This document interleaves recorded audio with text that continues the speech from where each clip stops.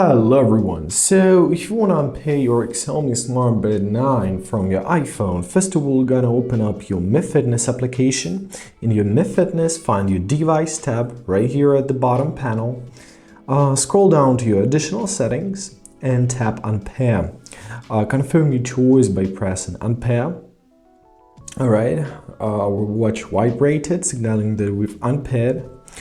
Now to finish up our unpairing process, we are to open up our Bluetooth, and now we gotta find our Xiaomi Smart Band 9 right here. So tap on the information icon and press forget this device, confirm your choice by pressing forget device, and basically that's it. Now our watch was set to factory settings and was removed from the apps list of device. And that's it. I hope this video was helpful. Thank you so much for watching and have a great day.